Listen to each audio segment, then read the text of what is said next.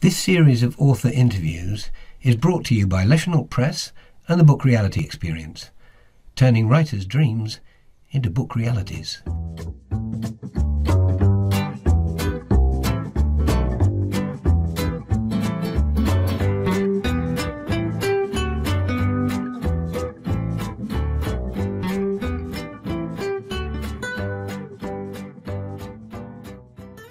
Hi everybody, and welcome to another episode of Book Realities, our series of interviews with authors. And we're joined again by Murray Hall. Now, Murray's been on the show before, but he's coming back today because he's releasing a brand new book, and this time it's a fiction novel. Good day, Murray. How are you? Yeah, terrific, Ian. Thanks for having me back. No worries. So, what's the new book? What's it all about? Well, I'm glad you asked. It's called Unlikely Barons, and there it is. And it is a story of fiction, although it is also inspired by some real events, but it's fiction, or it's classified as fiction because we don't use real names in there, and nor does it align 100% with the real facts. So we've classified under fiction. Very good. Now, your previous book was Walk a War in My Shoes, which was a World War I non-fiction account of your great uncle's experiences. And you released that about 5 years ago. So has this fiction novel been brewing since then, or was it an idea inspired from long ago? Yes, it was an idea that was inspired from long ago. So I lived in Broome in the 90s, and I think since then I've had the concept of the story in my head, and it's been in there for a long time. I think having the first book, Walk a War in My Shoes, went quite well, and it inspired me to sit back down when the timing was right, and I guess all the stars lined up as far as being available, being semi-retired, etc., and the story continuing to get stronger in my head, that I sat down and started work on it. So. Okay, so in a nutshell then, what's the story about? It's about two characters that were in Broome in the 90s, and Broome was the Wild West, and it's on the fringe of the desert there, and there was a lot of things that went down there in that era that I remember quite well, and some of them weren't all that tidy. So the two main characters there, they're business people, but they get tied up with the underbelly of the town, and they become drug dealers. And we talk about their lives and their loves, and some of the skullduggery that they get up to, and the difficulty that they have when it's time to get out of the trade. It's a good yarn. And when you say it's fiction but inspired by real events, is it really fiction, or have you just changed the names, or have you added in bits and bobs to the story?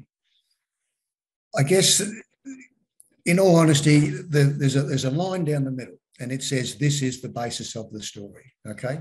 Now, off to the side of that is a million different little stories that are inside all of our heads that we've grown up with. We might have learned something at school, we might have seen something in the pub, we might have seen something on the news, parents taught us, heard a joke, whatever. And there's a million of those little memory sticks that are in our head. So some of the characters that I have used there or have had memory of, I've used the memories in my head, or one of those little stories, some of those little stories, to add bits and pieces all over the place. So majority of the story in the book is true because it's come from here and it's come from memory, but it doesn't necessarily glue to that basis of the story, which is that line down the middle. That makes sense?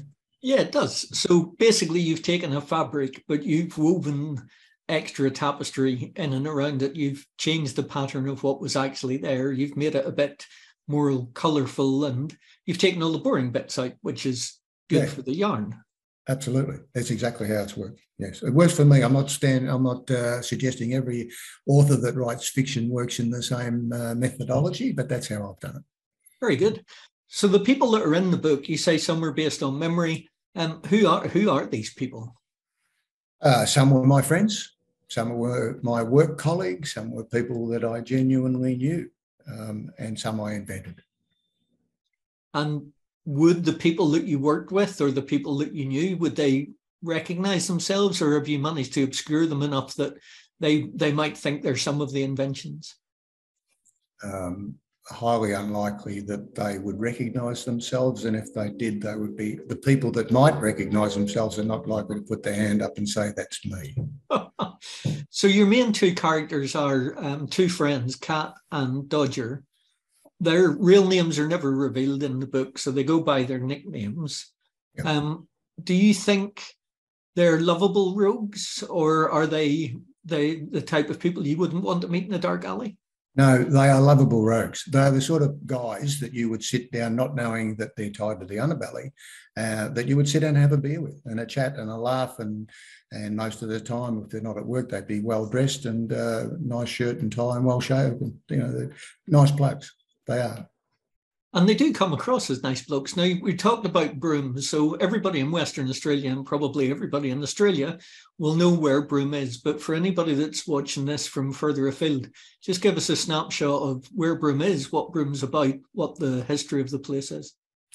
Broome's an absolutely magnificent place. It's 2,500 kilometres north of Perth in the top northwest corner of Western Australia. It's on the fringe of the desert. Anyone that passes through there as a tourist, it's the gateway to the Kimberley. It would have the absolute best beach, arguably in the world, beaches in the world that go for hundreds of kilometres in both directions. The town itself is spectacular, but it's harsh too. The red Pindan dust, it's just built on dust and clay, and not even clay, rock. It's a very harsh environment, and it's extremely hot for most of the year. So if you walked in there as a tourist, you'd sit on the beach, have a beer in your hand, you'd be very, very happy to be there. But if you were there for a long period of time, it is a harsh environment. And you were talking about within the book, there's a guy whose trade is putting metal roofs on houses. So given the fact that that's a hard job in temperate climates, what that must have been like in the 40 to 50 degree heat of a Broome wet season is unimaginable. Absolutely. And the rooftop temperature dealing with steel roof sheets, you can probably add another 10 degrees or so at that. They've got to wear gloves and all that on the roof when it's already 50 degrees or 40 degrees out there. So it's not an easy job. Nearly every house in Broome is, because it's a cyclone area, is a steel framed, steel clad, steel roofed house. They're pretty basic to build, but they're good and they're solid, and they're obviously held down considerably better than what a Perth house might be, for example. But hard work, yeah. So you're talking about the steel industry, and you're talking about drug running in Broome during the period of the 90s. There's drink involved. There's occasional fights in the book. Are you painting Broome in a bad light? I hope not. I don't intend to. I love Broome. I think it's a magnificent place. I still do. I've been there recently.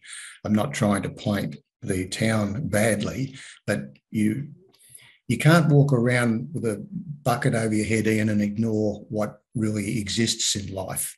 And there is a cultural divide that was there 30 years ago. That cultural divide is still there today.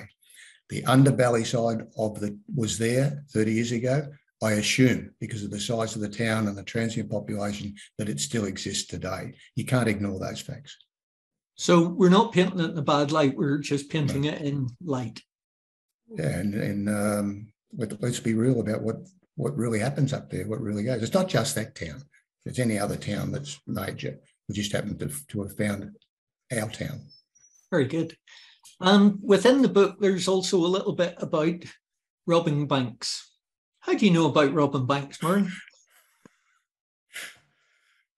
Okay, so this is absolutely true. There's people that I've met, who I knew, who lived in that era and worked in banks and told me stories.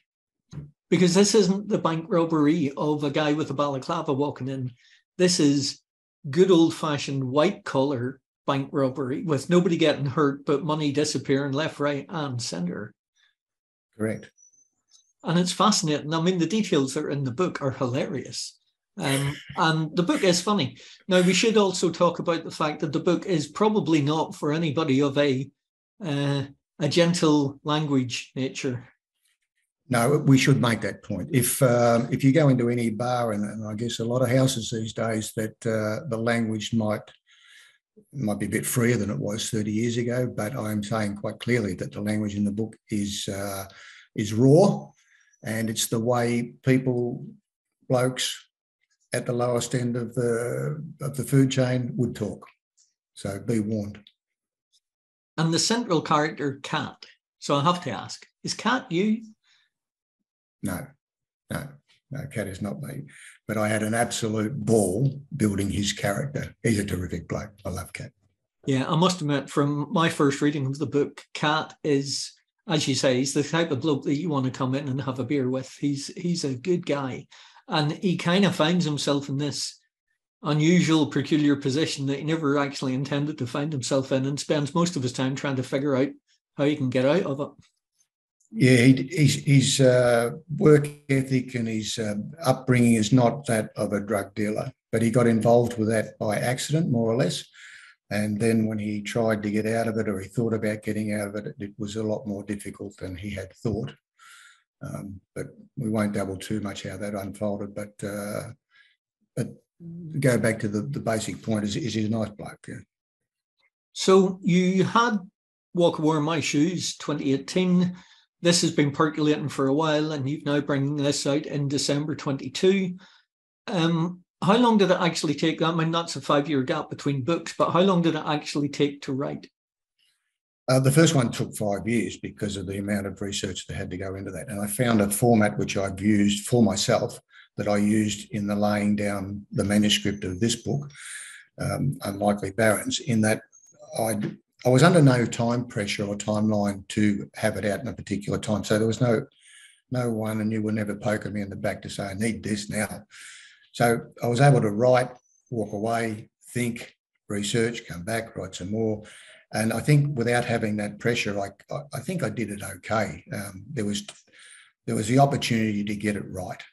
And I think that we have that pressure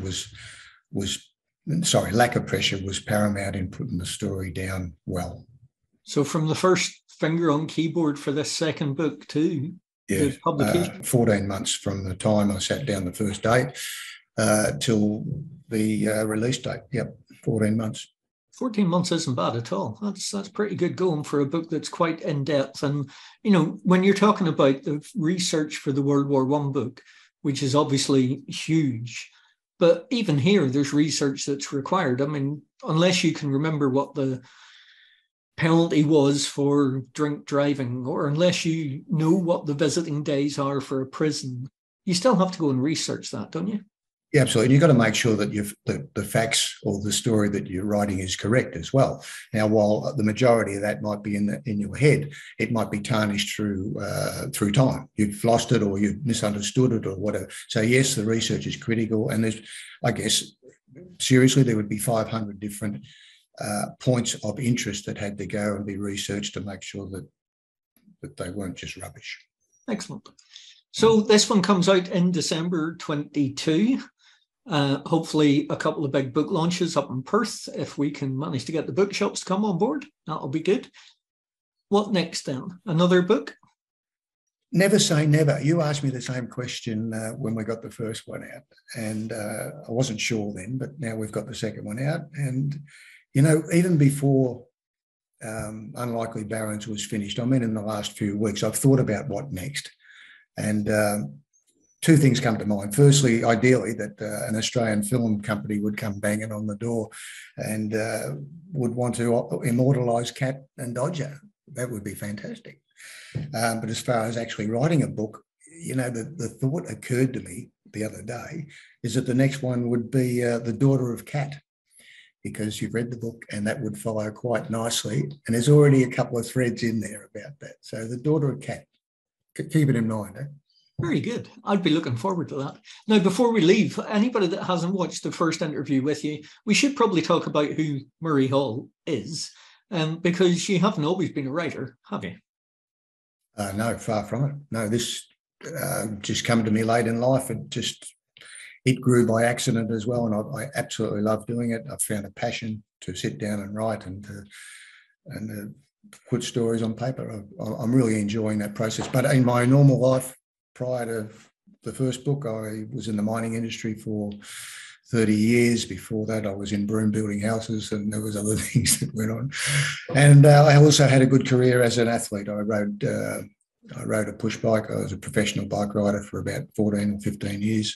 So I had a good career early in my days, yeah. And you are modest when it comes to riding a push bike. I mean, this was pre-Lycra days of riding a push bike. This was when you rode push bikes in You weren't that old, but yes, you are correct. With a wool preceded Lycra, yes, and the pockets were in the front, yeah, and like here. And you could keep your cigarettes in the pockets, from what I can see from most of them. But you were quite good at it. I mean, when we talk about quite good, you represented Australia for how many years? I had a few Aussie jumpers on my back. I went to Commonwealth Games. I won a couple of silver medals there. I went to a couple of World Championships, and I rode a lot of other Category 1 events in Europe and all over the place where I represented Australia or wore that jersey. I won a couple of British Championships, won a championship at Berlin. I think I'm up to about 16 Australian Championships. So I had a good run. Good work. And it was because of you and all your Aussie mates that the Brits changed the rules, wasn't it? Yeah, that was correct. In 1973 or 4, there was a few Australians over there, and we went to the British Championships in Leicester, and we won nearly every British Championship. And about a week later, they had a big meeting at the British Cycling Federation level and said, well, no more Australians, but you've got to be British origin, otherwise you can't ride. Fair enough. And you could see the point. I mean, the Australians would do the same if a whole bunch of Irish or Kiwis came across and kept rocking it up. Yeah. Yeah. By invite only at Australian level. Happy days. Well, listen, it's great to chat to you again. It's great to catch up with this new book. Pre-orders are now available for the book. We're hoping that it gets a lot of momentum because it deserves it. It's hilarious in part. It's poignant in other parts. It's quite emotional between the two main protagonists. And I think it's a fantastic book. So congratulations. Thank you, Matt. I appreciate that very much. No worries. We'll catch you next time round with The Daughter of Cat. We will. Thank you.